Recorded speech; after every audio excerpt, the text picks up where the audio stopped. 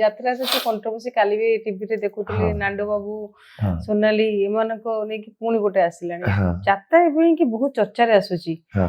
କାରଣ କଣ ଗୋଟେ କଥା ବି ନାଣ୍ଡୁ ବାବୁଙ୍କ କଥା କହିଲେ ନାଣ୍ଡୁ ବାବୁ ସୋନାଲିଙ୍କ କଥା କହିଲେ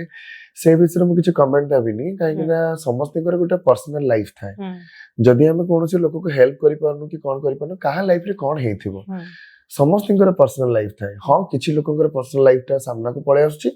ଆଉ କିଛି ଲୋକଙ୍କର ଆସୁନି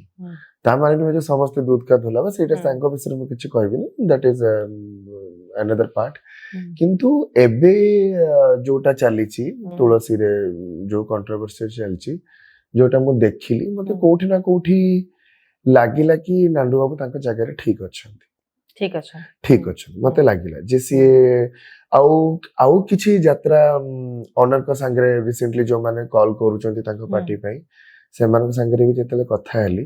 ସେମାନେ ବି ସେ ଗୋଟେ ଜିନିଷ କହିଲେ କି ନାଣ୍ଡୁ ତା ଜାଗାରେ ଠିକ ଅଛନ୍ତି ହଁ ମୁଁ ଶୁଣିଛି ବହୁତ ଜୟ ତାଙ୍କ ପାଖରେ କାମ କରୁଥିଲେ ସେ କହିଲେ ହଁ ହି ଇଜ ଭେରି ଷ୍ଟ୍ରେଟ୍ ଫରୱାର୍ଡ ତାଙ୍କର କଥାବାର୍ତ୍ତା ୱେ ଅଫ ଟକିଂ ଟିକେ ଅଲଗା କିନ୍ତୁ ସେ ଷ୍ଟ୍ରେଟ୍ ଫରୱାର୍ଡ ହେଲେ ବି ଆର୍ଟିଷ୍ଟ ମାନଙ୍କ ସାଙ୍ଗରେ ଭଲ ମଣିଷଙ୍କ ସାଙ୍ଗରେ ସେ ଭଲ ମୁଁ ଯେତିକି ଶୁଣିଛି ଯଦି ଆପଣ ତାଙ୍କର କିଛି ପ୍ରୋବ୍ଲେମ କରୁନାହାନ୍ତି ତାହେଲେ ସେ ଆପଣଙ୍କର କିଛି ପ୍ରୋବ୍ଲେମ କରିବେନି ଦ୍ୟାଟ କାଇଣ୍ଡ ଅଫ ପର୍ସନ ମୁଁ ତାଙ୍କୁ